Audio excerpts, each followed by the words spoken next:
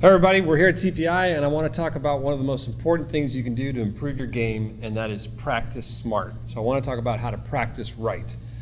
Now I want you to know there's a big difference between what we call learning and performing. We call it learning versus performance. Now, let me explain. Anytime you practice, right, you are trying to learn a skill, right?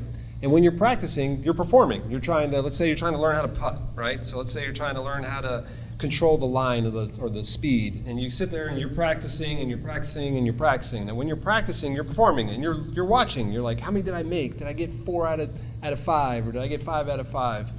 And I think a lot of us use our results of performance to see if we're learning. And that's one of the biggest mistakes in motor learning and how humans learn a skill. In other words, just because you perform well in practice does not mean you're learning. There's tons of research to show that a lot of us practice, we think we're getting better, and then we go out and play and we're like, what happened? I thought it was way better, but it wasn't. So there's a difference between learning and performing. Well, so how do I know if I'm not just performing good in practice, but I'm actually learning? It's called a retention test. And this is something that I recommend all my players to do. And the retention test is simple. After you're done practicing, let's say we'll make a goal. Like I'm going to try and work on let's say I'm working on my 5-footers, right? So I do my drill, I'm working on my 5-footers, and make it a contest. Let's say there's 20 putts and you're going to see how many you make, and let's say you made 18 out of 20, and you do this a couple times and you're like, I'm averaging 18 out of 20, which is great, and you think you're getting better. If you want to know if you actually learned something, stop. Wait 2 days.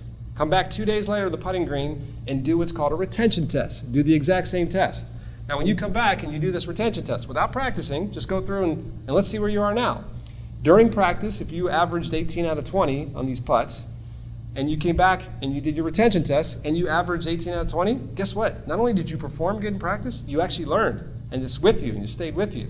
But I think a lot of you are going to see when you come back 2 days later, you tried this little retention test, and now all of a sudden it's 15 out of 20 or 14 out of 20. And you thought you were getting better, but you weren't. You were just performing better in practice, and you actually weren't improving your skills. If you want to make your skills get better every year, every month, you just keep getting better and better, you got to make sure you're learning and not just performing.